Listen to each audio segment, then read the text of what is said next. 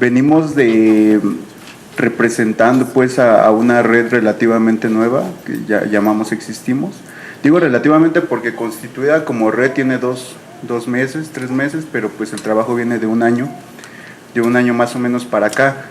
Es difícil hablar en este momento por dos cosas. La primera, porque ya el ánimo conforme pasa, ¿no? Pues el coloquio ya es mucho menos, la fuerza, el interés, los asistentes, el decrecimiento es importante y bueno, esa es la primera. Y la segunda, pues porque nosotros justo tratamos de plantear interrogantes en los mismos conceptos desde una experiencia local.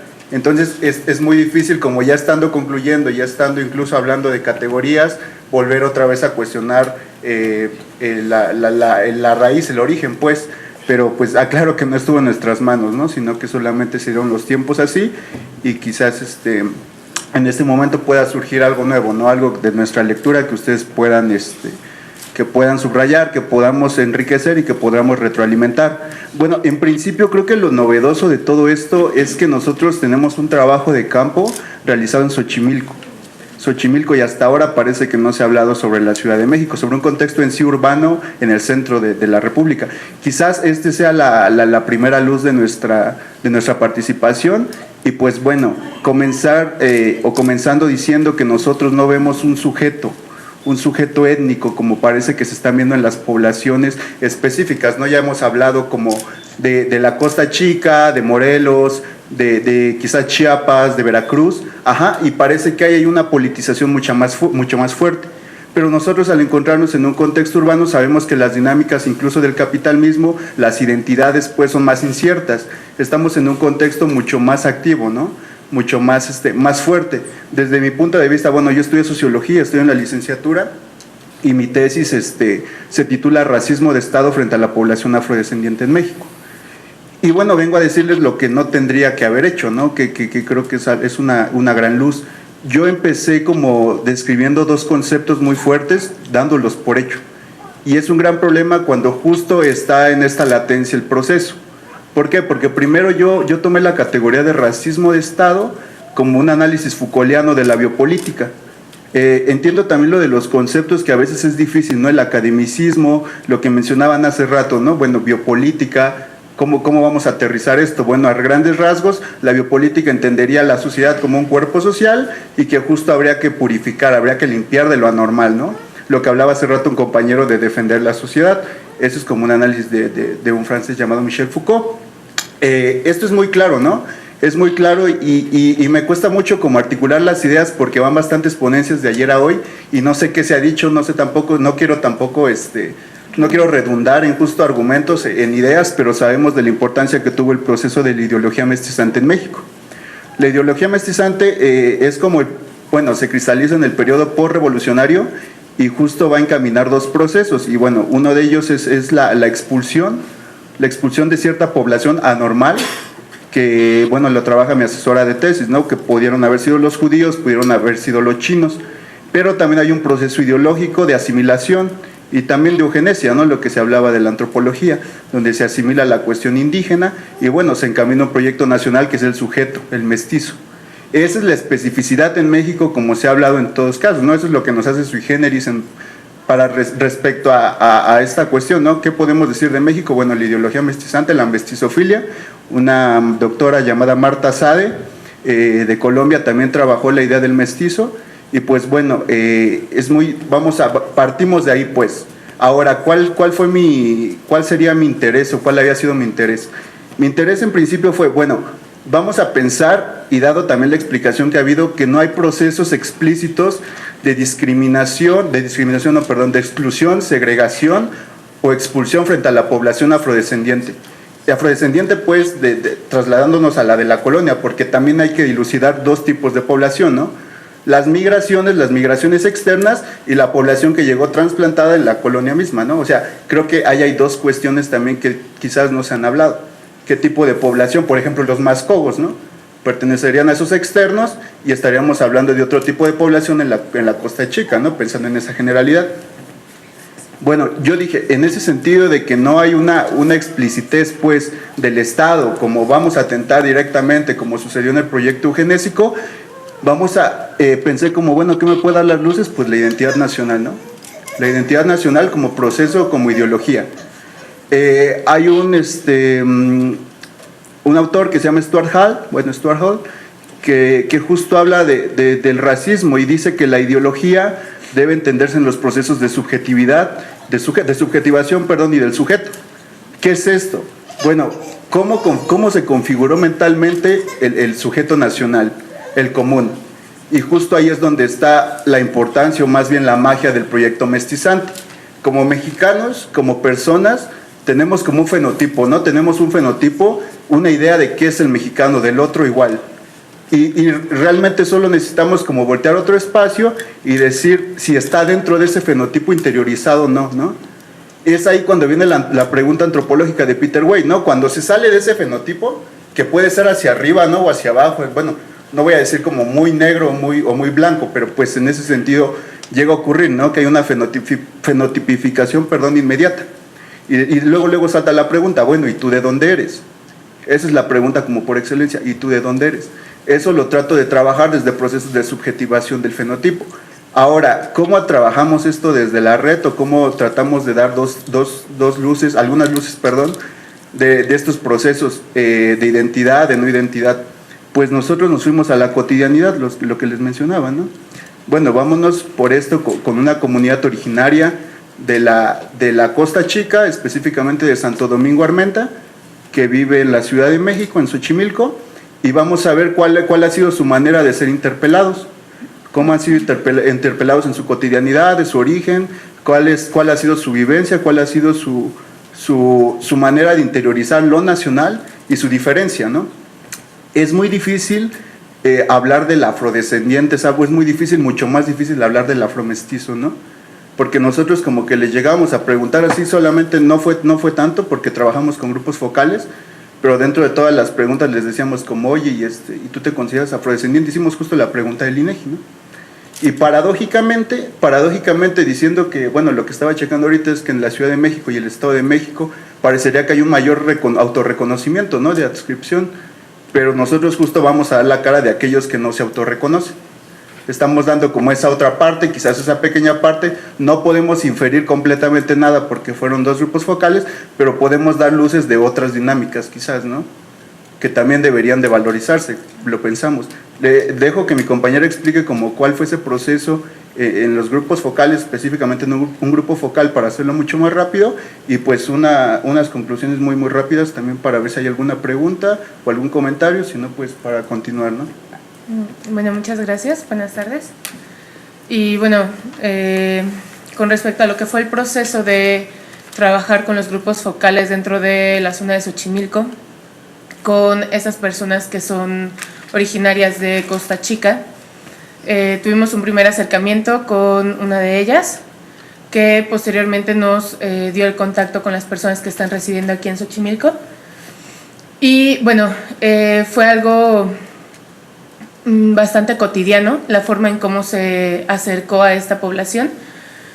Si se dieron cuenta, en el título está afrodescendientes entrecomillado, justamente porque en este proceso de acercamiento con esta población no se autoadscriben como afrodescendientes. En realidad solamente se puede reiterar a partir de estas experiencias que nosotros tuvimos con esta población, lo que ya se mencionó anteriormente, de que a partir de lo que es la conciencia del término afrodescendiente es como la persona se autoadscribe como tal.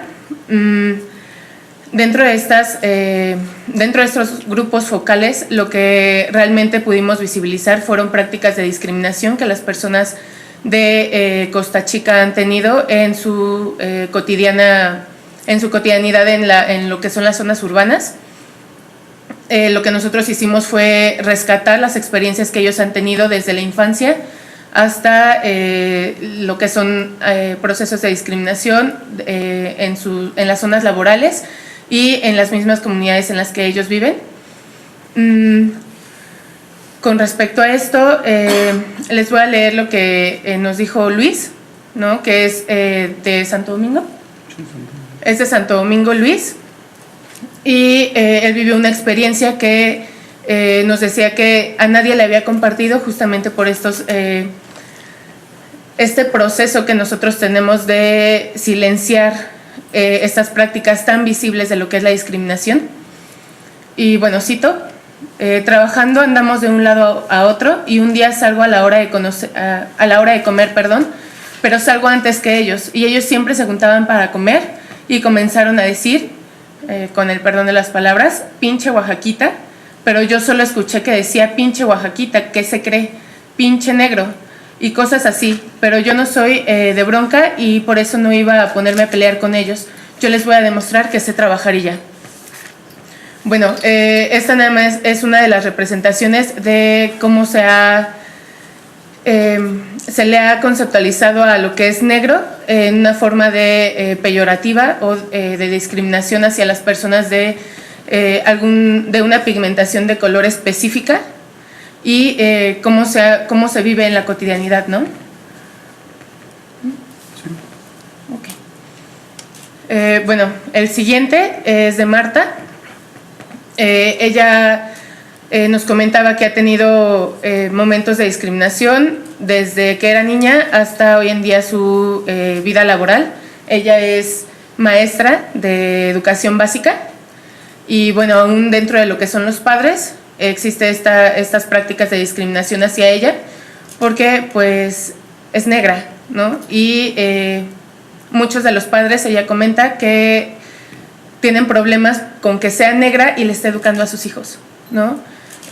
Cito un poco una de las experiencias que nosotros retomamos, que fue de niña, y dice, y yo no le contesté y seguí caminando en una de las agresiones de una de las niñas. Ella iba en quinto de primaria, y yo no le contesté y seguí caminando con mi hermano y me empujó, me paré y me le fui encima y nos empezamos a pegar. Después nos vieron y nos separaron. Y agarré a mi hermano y nos vinimos, pero atrás de mí nos empezaron a tirar piedras a mi hermano y a mí. Atrás de nosotros venía el papá de la chava y comenzó a gritar, ¿quién le pegó a mi hija? Y en vez de parar en ese momento, nos empezaron a tirar piedras. Bueno, son un poco crudas este tipo de experiencias, pero son prácticas de discriminación que se viven a partir de esta fenotipificación que mencionaba Mario, y son con las que nosotros hemos basado nuestro trabajo dentro de lo que es la red interdisciplinaria, que bueno, el objetivo que tiene es justamente visibilizar las prácticas de discriminación en la cotidianidad a través de narrativas mediante el acercamiento con población afrodescendiente, entrecomillado, ¿no? Prosigo para que puedas finalizar, me parece que ya tenemos poco tiempo. 5 minutos. Sí, solamente, para reiterar esta cuestión de si es ¿cuál es la implicación del color? Lamentablemente no está la doctora que dio la ponencia sobre la importancia del color, porque podríamos hacer quizás un diálogo más rico. En este sentido, no sé cómo se tome moralmente quizás, ¿no?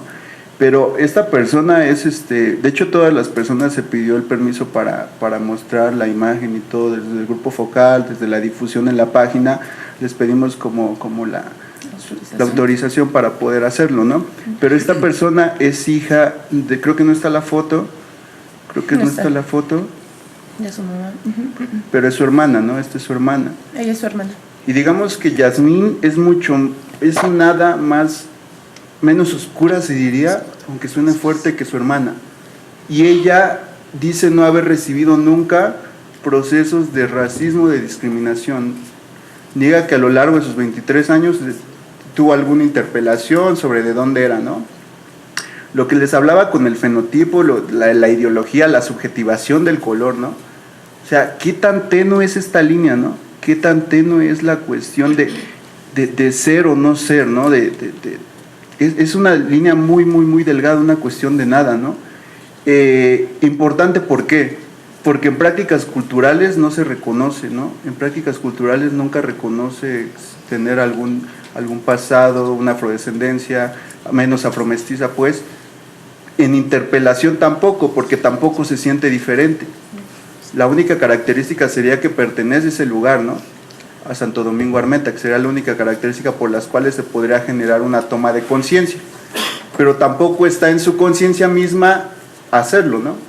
Independientemente de si nosotros nos acercamos y nosotros tratamos de dar como oigan, está la encuesta intercensal, este proceso al que nos queremos sumar, por lo menos, bueno, participar por lo menos, ¿no? Independientemente de eso, no está en su idea, en su abstracción, en su interés. ¿Qué es esto? Que es mucho más profundo, y a lo que quiero llegar es que las relaciones en la ciudad, las dinámicas de la misma ciudad, la ideología mestizante en la ciudad misma es mucho más fuerte. Por eso yo tengo esta duda del autorreconocimiento en la ciudad y el Estado de México, porque no sé cómo se haya dado, ¿no?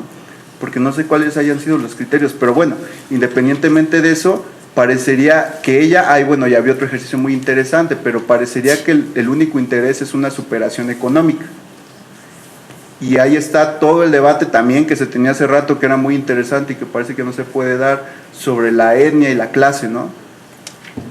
¿Qué se pondera? ¿Cuáles son las...? Ahora, evidentemente, pensando en la ciudad, son otras, es esa misma dinámica, pero bueno, ¿no? Etienne Balibar y Manuel Wallerstein, los autores neomarxistas, pues justo cuestionaban esto, ¿no? ¿Qué se va a hablar en América Latina, la etnia o la clase? Bueno, nosotros tratamos de dilucidar, obviamente no nos va a arrojar muchísimo uno o dos grupos focales, pero sí pensamos que hay otras formas de interpretarse, quizás sí, hay otras cosas que se deben ponderar en la ciudad. Y no por regresar, pues, no por decir ni por echar para atrás un proceso que ha tenido una larga duración, ¿no? Un proceso de lucha. Lo que es un hecho es que cuando hay cuando hay un espacio, un territorio, cuando hay una hiperpolitización, como en la Costa Chica, es mucho más fácil ver ciertos fenómenos, es mucho más fácil, Lo difícil es universalizar con las contradicciones mismas del centro y periferia. Eso es lo difícil, eso es a lo que también se tiene que atender, ¿no? Ahora, hay otra cuestión muy importante, ¿no? Más difícil es universalizar en tiempos multiculturales, más difícil es pensar en el dispositivo de gubernamentalidad, ¿no? También Foucault decía así, sí, también Foucault decía, ¿no? Esos dispositivos también, el censo, por ejemplo. El censo, ahora, no es por ir en contra, pero sí como dispositivo, como sinónimo de contención se debería pensar también, ¿no? Bueno, por nuestra parte es todo. Si hay alguna pregunta o algún comentario, muchísimas gracias. Gracias. Gracias, Mario. Gracias, Valeria. Si hubiera algunas preguntas. Sí. Correcto. No es pregunta, sino un poco para ejemplificar un poco las dificultades. Estaba pensando en gente que emigró a Los Ángeles, gente de José María Morelos, y han formado como un grupo de pintores de casas. Entonces preguntándole, bueno, pero ¿cómo le hacen? Y pues salimos a la calle, vamos todos juntos, pero no hablamos. ¿Y por qué no hablan? Porque si hablamos, y ya nos ocurrió, entonces contaron un caso, nos discriminan. A ver, ¿cómo fue eso? Entonces estaba en el caso de un supermercado, que en el momento de pagar uno no tenía suficiente dinero, le pide a otro, se lo pide en español. El que escucha es un policía negro, y les pregunto, ¿y ustedes en qué hablan? Pues en español. ¿De dónde son? Somos mexicanos, pinches mexicanos. Claro. Esa fue la respuesta del policía negro sobre esta población negra, que su mimetización en el contexto de Los Ángeles era así, dar vueltas, no hablar, ¿no? Para no ser molestados. Correcto. ¿Alguna otra pregunta? Sergio. Hola. Es que pregunta era bien como, bueno, sí es pregunta. ¿Cómo verían, como existimos, la situación de la población que ha llegado desde Haití, de África, y que ahora está en Tijuana, y que incluso ya hay algunos grupos religiosos que lo están ahí teniendo en algunas comunidades? ¿Cómo se ve, o si han visto ustedes este fenómeno, ¿no?, de migración, y que pues se ve que no está frenado, que sigue y que sigue? Eso sería. Gracias, Sergio. ¿Alguna otra pregunta? Bueno, entonces, jóvenes, contesten Betty Amaro. Beatriz Amaro, en la cuestión de cómo cuando sales de tu contexto, en el mismo sentido, nosotros tenemos una experiencia específicamente con gente de Santo Domingo Armenta y con gente de San Juan Bautista de Lesoto, con gente de Llano Grande La Banda que se migró hacia Utah, y que en todas estas poblaciones hay danza de diablos. Obviamente se reconocen como paisanos, y una de las formas para mantenerse y para como reafirmarse como negros, como mexicanos, ha sido la danza de los diablos. Es en un grupo, y en los mismos contextos que salen aquí, en las mismas fechas, salen allá de diablos, y es como la amalgama cultural y el no perder su identidad, ¿no? Entonces también sí este problema de cómo existe esta línea cultural, que también pues obviamente pueden pasar por afroamericanos, pero que se siguen sintiendo mexicanos, y para no perder su cultura y sus raíces siguen reproduciendo y hacen otro armado,